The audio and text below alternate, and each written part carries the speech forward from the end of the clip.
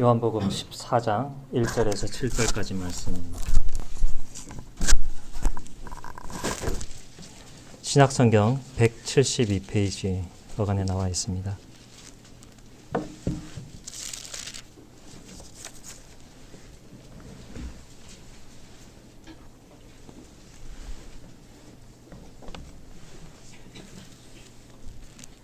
(14장) 1절에서 7절까지 말씀 읽겠습니다. 주님의 말씀을 들으십시오. 너희는 마음에 근심하지 말라. 하나님을 믿으니 또 나를 믿으라. 내 아버지 집에 거할 곳이 많도다. 그렇지 않으면 너희에게 일렀으리라. 내가 너희를 위하여 거처를 예비하러 가노니 가서 너희를 위하여 거처를 예비하면 내가 다시 와서 너희를 내게로 영접하여 나 있는 곳에 너희도 있게 하리라. 내가 어디로 가는지 그 길을 너희가 아느니라. 도마가 이르되 주여 주께서 어디로 가시는지 우리가 알지 못하거늘 그 길을 어찌 알겠사옵나이까. 예수께서 이르시되 내가 곧 길이요 진리요 생명이니 나로 말미암지 않고는 아버지께로 올 자가 없느니라. 너희가 나를 알았더라면 내 아버지도 알았으리로다. 이제부터는 너희가 그를 알았고 또 보았느니라. 아멘. 순서지 안에 보시면 본문이 짧으니까 사약한 내용이 있습니다. 교독을 한 번 더 하겠습니다. 1절부터 7절까지 여러분 먼저 읽으시고 그 다음에 제가 읽는 순서로 이렇게 읽겠습니다. 시작. 너희 마음이 계속 근심되는 일이 없도록 하여라. 하나님을 계속 믿으라. 그리고 나를 계속 믿으라. 내 아버지 집에 거할 방들이 많이 있다. 그렇지 않다면 내가 너희에게 말했을 것이다. 그렇지 않다면 내가 너희를 위해 장소를 준비하러 간다고 말하였겠느냐? 그리고 내가 너희를 위해 가서 장소를 준비한다면 내가 다시 와서 너희를 내 있는 곳으로 너희를 데리고 갈 것이다. 그래서 내가 있는 곳에 너희도 있게 하겠다. 그리고 내가 어디로 떠나고 있는지 너희가 그 길을 알고 있다. 도마가 예수님께 말했다. 주여, 당신께서 어디로 떠나시는지 우리가 알지 못하는데 어찌 우리가 능히 그 길을 알겠습니까? 예수님께서 그에게 말씀하셨다. 나는 그 길이다. 다시 말하면 그 진리이고 그 생명이다. 아무도 나를 통하지 않고 아버지께로 갈 수 없다. 너희가 나를 알게 되었으니 내 아버지도 알게 될 것이다. 그리고 이제부터 그분을 너희가 알고 있으니 또 그분을 이미 본 것이다. 아멘. 예수님께로 갈 때 요한복음 1장서부터 12장 내용을 요약한다면 예수님께로 가는 그 결과 우리는 생명을 얻고 죄로부터 자유를 얻고 그리고 하나님으로부터 영광을 얻습니다. 예수님께서 그 교훈을 가르치면서 여러 가지 표적으로 깨우치셨는데 그 중에 우리가 지난주에 들었던 말씀 나사로를 부활시킨 말씀이었습니다. 예수님께서 나사로가 죽은 것을 보시고 그 마음이 심히 슬퍼 비통해 하셨습니다. 예수님께서 왜 나사로가 죽은 것을 보시고 심령의 비통이 여기셨을까요? 11장 33절에 나오고 있습니다. 죽은 사람 다시 살릴 수 있는데 왜 비통하게 여겼겠습니까? 나사로를 부활시키는 그 일을 통해서 나사로가 그 죽음에 이룰 수밖에 없는 죄의 종되었던 삶, 그 비참함, 그것을 예수님께서 보았기 때문에 예수님께서 심히 비통히 여기셨던 것입니다. 누구나 육체의 고통을 겪고 한 번은 죽기 마련이지만 예수님께서 보셨던 그 슬픔과 아픔은 하나님을 온전히 알지 못하고 죄에서 벗어나지 못하는 그 괴로움, 고통이었던 것이죠. 오늘 이러한 비참함, 비통함에 처해지는 사람들이 또 다시 등장하고 있습니다. 1절 말씀 보시면 요한복음 14장 1절에 마음에 근심이 되는 사람, 같은 단어입니다. 마음이 심히 비통하게 되는 사람들이 나오고 있는데 그 사람들은 다름 아닌 예수님의 제자들이었습니다. 예수님의 제자들이 예수님을 모시고 있는데, 예수님을 가까이 두고 있는데 왜 마음이 비통하고 괴롭게 되었겠습니까? 요한복음 10장 3장에 이르면 예수님께서 이제 마지막 날을 준비하시면서 제자들의 발을 씻기시고 떠날 것을, 하나님으로부터 영광 받으실 것을, 십자가에 높이 올라가시고 죽은 뒤에 부활 승천하여 높이 올라가실 것을 암묵적으로 제자들에게 말씀하시고 떠날 것을 얘기하시자 제자들은 마음이 심히 비통하게 되는 것입니다. 그런 제자들에게 예수님께서 당부하시고 위로하시고 격려하는 말씀이 오늘 14장 말씀입니다. 요한복음 13장 뒷부분을 가보시면요. 36절에 시몬 베드로가 이르되 주여 어디로 가시나이까? 이때 예수님께서 하시는 말씀이 이것입니다. 내가 가는 곳에 너는 지금 따라올 수 없다. 오직 예수님만 갈 수 있습니다. 이후에 예수님께서 모든 사역을 다 마치시고 하나님 보좌 우편으로 가신 후에라야 베드로가 온전히 예수님을 따라갈 수 있습니다. 지금 베드로의 상태는 어떤 상태냐면 바로 38절에 나오는 그 상태입니다. 얼마 지나지 않아 예수님을 따라가려 했던, 자기 목숨까지도 바치겠다고 호언장담했던 베드로가 3번이나 예수님을 부인하고 버리는 그런 상태, 그 정도 믿음밖에 안 되는 상태인 것이죠. 14장으로 가시면 예수님께서 그러한 제자들에게 말씀하시는 것입니다. 너희 마음이 계속 근심되는 일이 없도록 하라고 당부하고 계십니다. 어떻게 해야 그 마음에 근심되는 일을 계속 당하지 않을 것이냐? 그것은 바로 예수 그리스도를 계속 믿는 일입니다. 그것이 1절에 나오는 내용이죠. 하나님을 믿으라. 그리고 예수님을 믿으라. 붙여서 읽으면 하나님을 믿는 것이 예수님을 믿는 것이다. 하나님을 믿기 위하여 예수님을 믿어야 한다 하는 것이죠. 지금은 아직 부족하고 상처받고 연약한 제자들이지만 예수님께서 제자들을 이끌어 주시고 제자들을 능력 있게 구비시켜 주실 것이란 사실을 믿어야 했습니다. 예수님께서 또 믿으라 말씀하시는 것은 이것입니다. 앞으로 예수님께서 하실 일들을 믿으라 하는 것입니다. 그리고 이미 약속하신 것을 믿으라고 하시는 것입니다.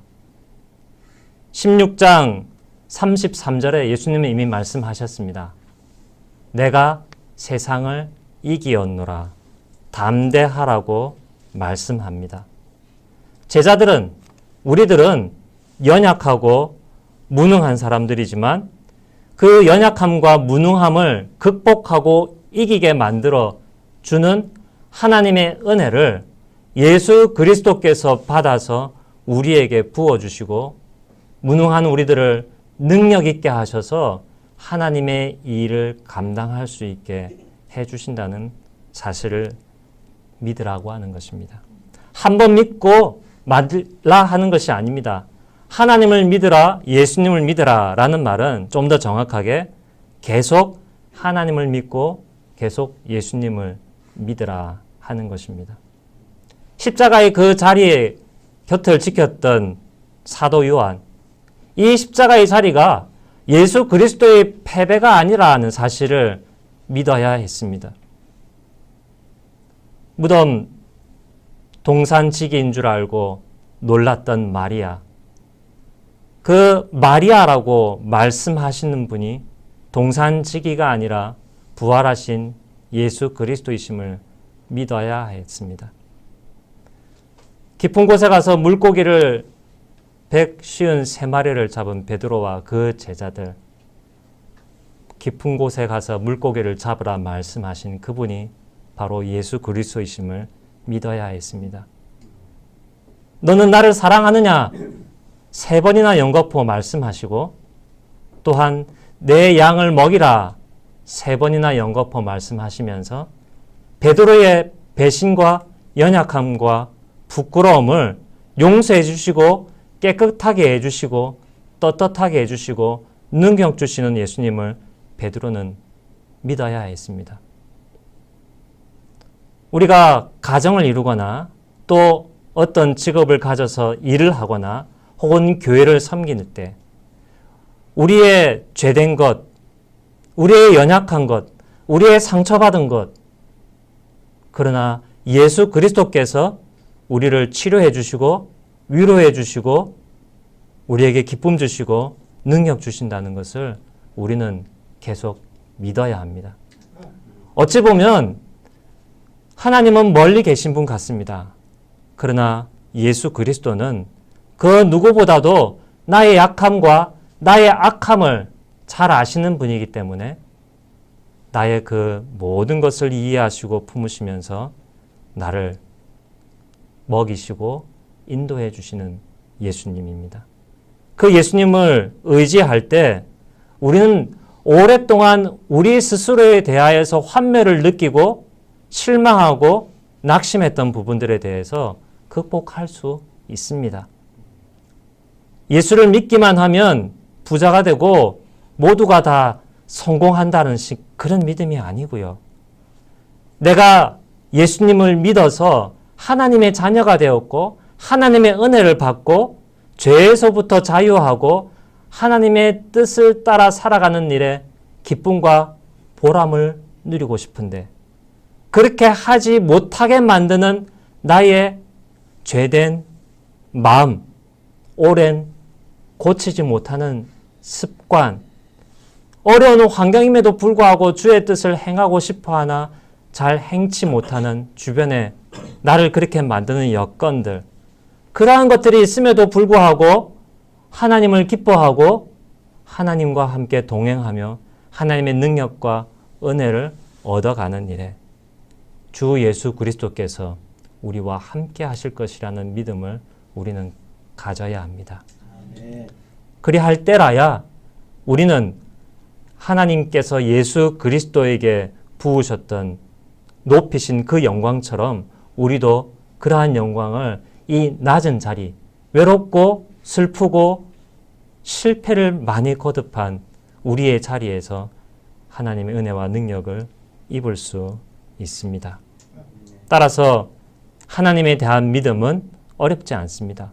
예수 그리스도를 믿는 것입니다. 예수 그리스도를 믿는 것은 복잡하게 신학적으로 믿는 것이 아닙니다.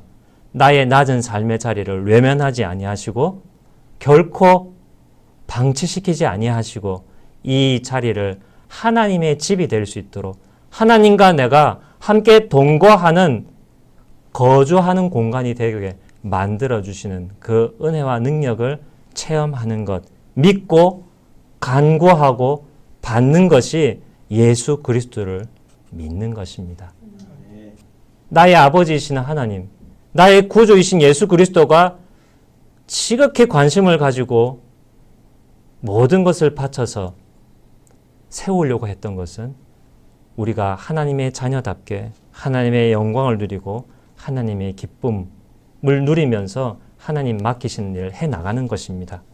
그 일에 성공할 수 있도록 주님 우리와 함께 하시는 분이라는 사실을 믿어야 합니다. 오늘 말씀에서 재미있는 것들이 몇 가지 등장합니다. 보시면 2절에 아버지 집에 거할 방들이 많이 있다. 거기 방이 있고요. 그리고 너희를 위해 장소를 준비하러 간다 하는 그 장소가 있고요. 또 3절에 보면 너희를 위해 가서 장소를 준비한다는 것이 있습니다. 여기에 나와 있는 장소, 방, 물론 두 가지 다른 단어로 쓰이긴 했지만 뜻하는 것은 그곳에서 함께 산다라는 뜻입니다.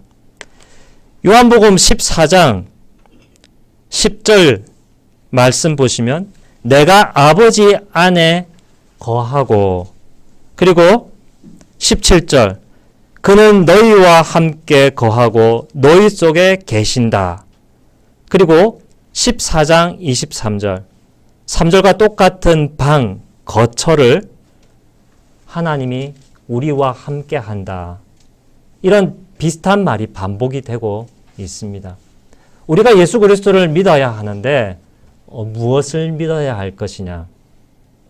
예수님이 우리가 살 곳을, 우리가 살고 있는 곳을 준비하고 계시고 그곳에서 우리가 살도록 은혜를 베풀어 주신다는 사실을 믿어야 합니다.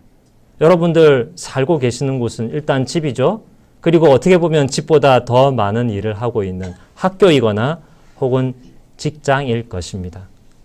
그러한 것을 하나님께서 우리가 예수 그리스도와 동거하며 살만한 곳으로 주님이 만들어 주신다는 사실입니다.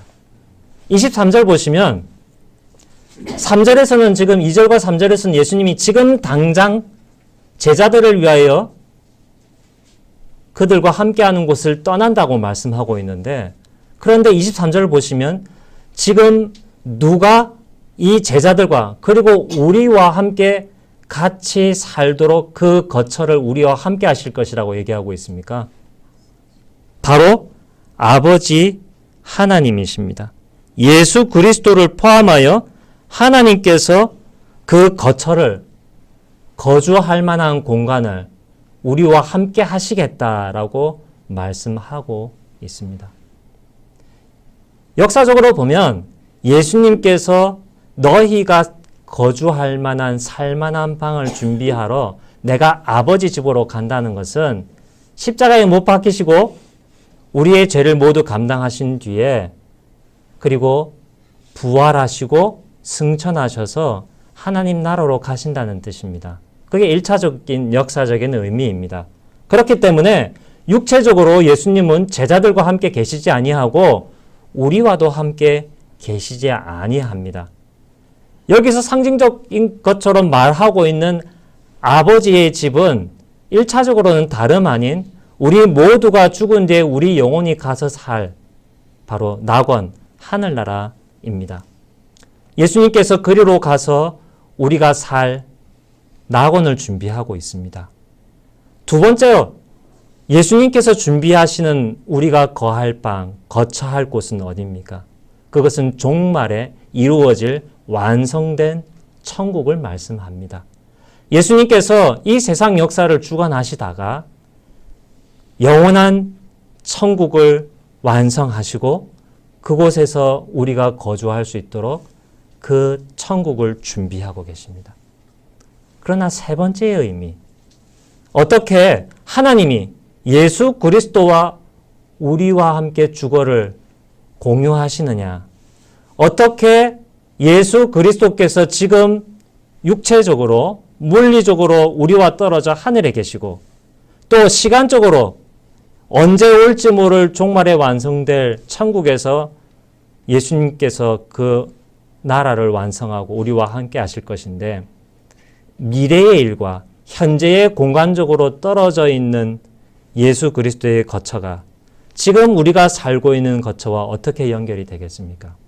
이것입니다. 예수 그리스도께서는 천상에 계시면서 하늘 보좌 우편에 계시면서 성령 보혜사를 보내시어서, 그것이 바로 16절에 나와 있는 것입니다. 보혜사, 헬퍼라는 뜻이죠.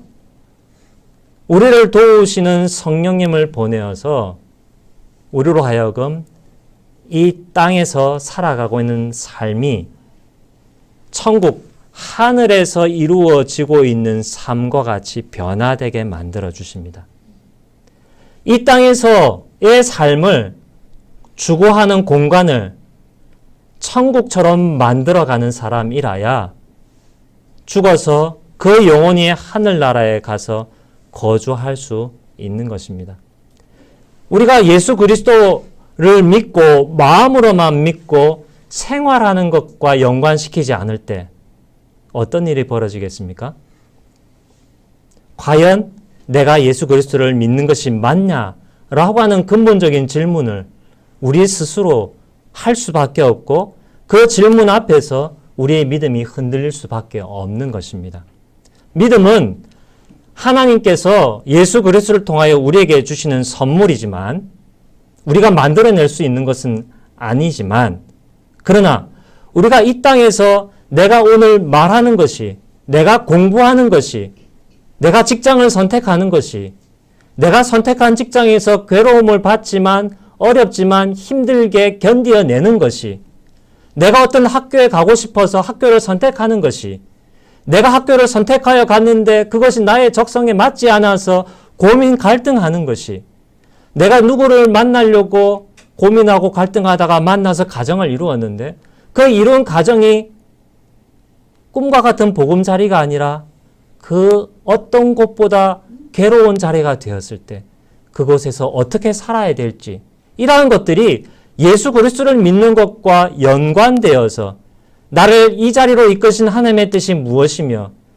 이 고난을 허락하신 하나님의 뜻이 무엇인가 연결되어서 주님의 뜻대로 걸어가지 않는다면 우리는 예수 그리스도를 온전히 믿지 못하고 있는 것입니다.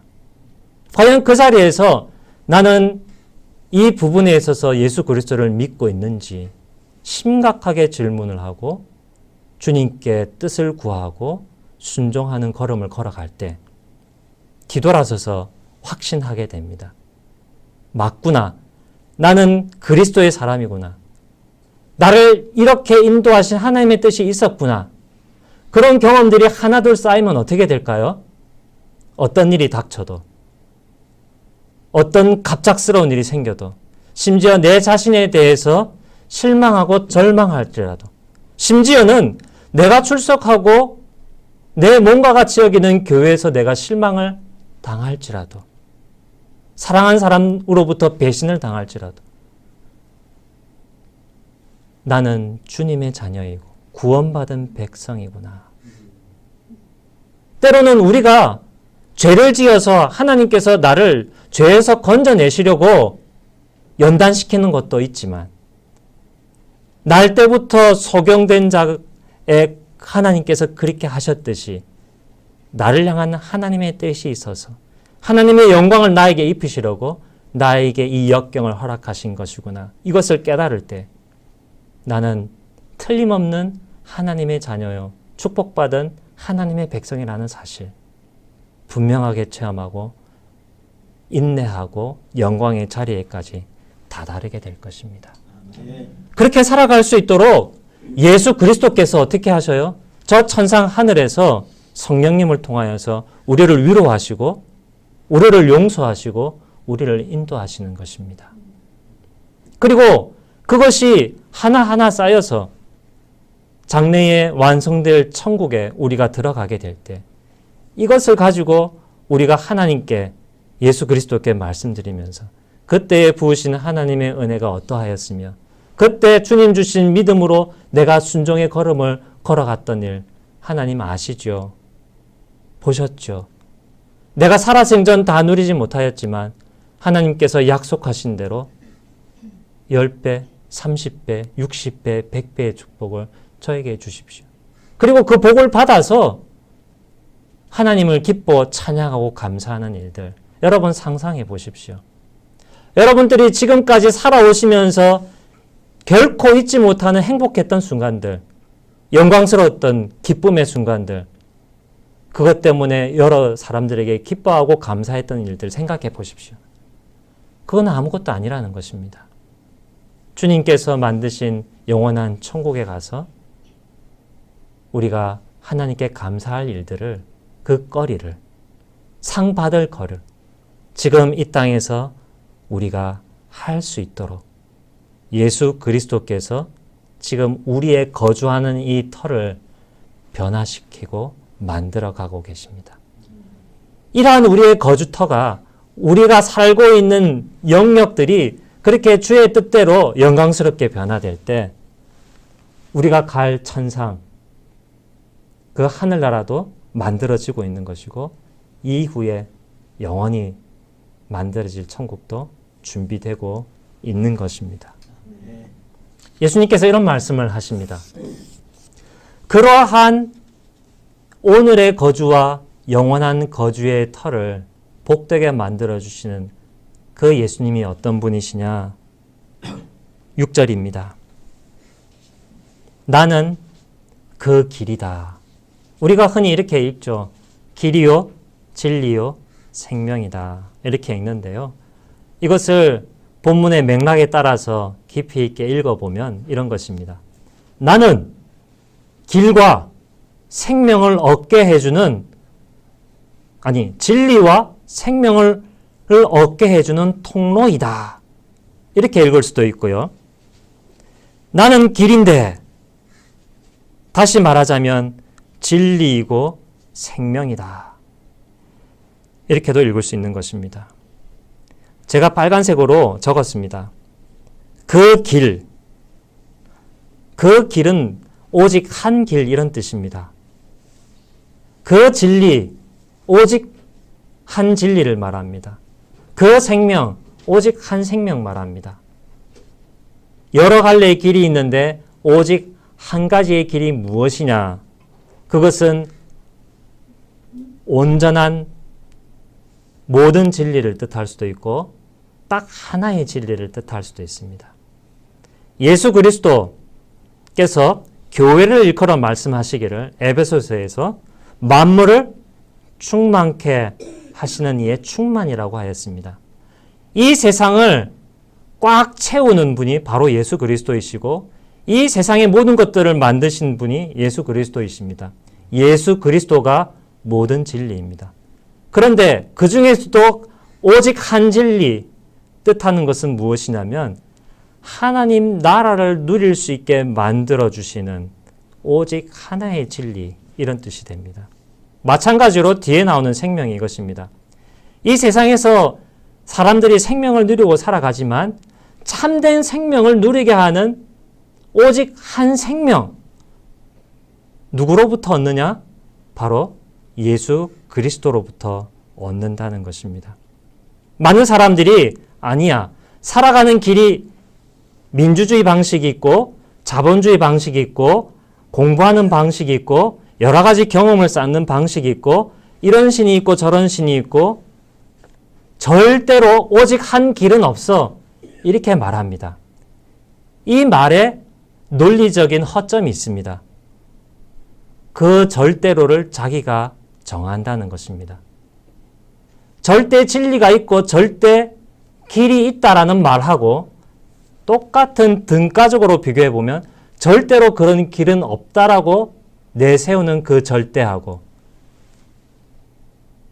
절대를 오직 한 길을 말씀하고 있는 하나님 앞에서 자신의 절대만을 외치고 있는 사람들 결국 무엇이 되겠습니까? 회색지대는 없습니다.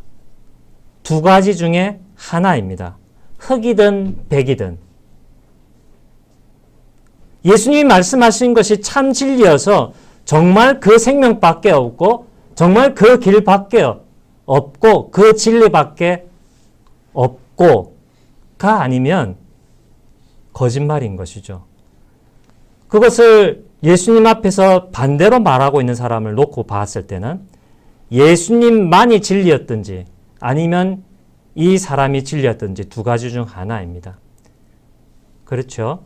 그래서 이 사람은 진짜로 살든지 예수님의 말씀이 맞다면 아니면 멸망하든지 그것입니다. 여러분은 무엇을 선택하시겠습니까?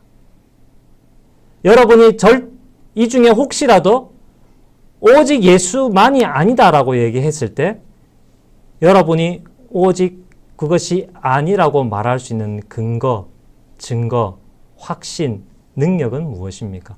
혹시 다른 사람이 가르쳐준 누군가가 주입해준 그러한 지식은 아닙니까? 예수님은 분명히 말씀합니다. 오직 나만이 길이다. 여기에서 진리와 생명이 무엇과 대꾸를 이루고 있냐면 바로 그 다음에 나와 있는 아버지입니다.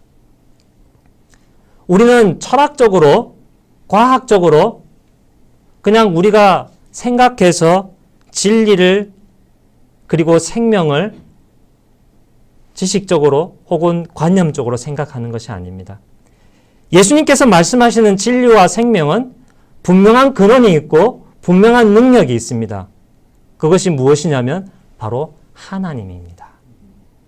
오직 하나님이 진리이고 오직 하나님이 생명을 주시는데 물리적인 생명뿐만 아니라 우리의 영혼의 생명을 주시는 분입니다. 오직 한 진리이고 오직 한 생명인 아버지께로 갈 수 있는 길은 딱 하나밖에 없다는 겁니다. 말을 바꾸면 간다라고 생각하니까 좀 우리가 많은 힘을 드릴 걸로 생각하는데 거꾸로 생각하시면 오직 한 진리와 한 생명을 주시는 하나님을 받을 수 있는 통로는 오직 예수밖에 없다는 뜻입니다. 오직 예수님을 통해서만 그것을 받을 수 있다는 겁니다. 이것이 진리라면, 이것이 참이라면 우리가 이 세상에서 누릴 수 있는 모든 영광과 지식과 재미와 기쁨을 한번 이것과 비교를 해보십시오. 무엇이 더 소중합니까? 아무리 세상에서 잘났고 촉망받고 부러움을 산다 할지라도 아무리 건강하다 할지라도 이 생명과 이 진리가 없다면 아무것도 아닌 겁니다. 실패한 인생인 겁니다. 반대로 아무리 이 세상에서 가난하고 몸이 아프고 불행하다 사람들로부터 그러한 평가를 받으며 살아갈지라도 참 생명이고 참 진리이신 하나님을 예수 그리스도를 통해서 받는다면 그 인생은 성공한 삶입니다. 뭐 10억이 넘어가고 좋은 동네에서 그런 아파트에 빚가벗자하게 사는 것보다 가난하고 힘들고 외롭게 살더라도 오직 예수 그리스도를 통하여서 날마다 하나님께로 나아가고 23절 말씀처럼 예수 그리스도와 하나님과 함께 동거하는 사람은 복된 사람입니다. 15장에서 그것을 예수님께서 무슨 비유로 말씀하셨죠? 포도나무로 비유하셨습니다. 나는 포도나무요, 너희는 가지다. 가지가 포도나무에 붙어 있어야 열매를 맺는다. 내가 너 안에, 너가 내 안에. 내가 아버지 안에, 아버지가 내 안에 있어서 우리가 하나로 함께 거한다. 여러분 집에 가시면 방이 있겠죠. 그 방문을 꽁꽁 걸어놓고 가족들과 대면하지 않고 남처럼 지낸다면 그게 집입니까? 감옥입니까? 오늘 주님께서는 그래, 나를 통로로 삼아서 십자가를 길로 삼아서 참 진리이시고 참 생명이신 하나님과 성령님과 나 성자 예수와 함께 살자라고 우리를 초청하고 계십니다. 그 초청을 받아들이시고 주님께로 나아가시기를 바랍니다. 지금 주님은요, 가셨지만 오고 계십니다. 부지런히 날마다 오고 계십니다. 우리는 어떻게 해야 되겠습니까? 우리도 주님께로 향하여 돌진해 나갑시다. 연애는 같이 좋아해야지 하나만 좋아하면 짝사랑이 되고 맙니다. 짝사랑은 눈물의 씨앗만 되고 말 뿐, 마음의 상처만 남고 말 뿐. 주님의 오늘 우리를 사랑하시기에 여러분 주님의 사랑을 받고 주님께로 향하여 나아가셔서 거짓이 아닌 참된 삶을, 거짓 인생, 헛된 인생이 아닌 참으로 남는 인생, 가치 있는 인생, 보람 있는 인생을 풍성히 누리시기를 바랍니다. 성찬식을 거행하겠습니다.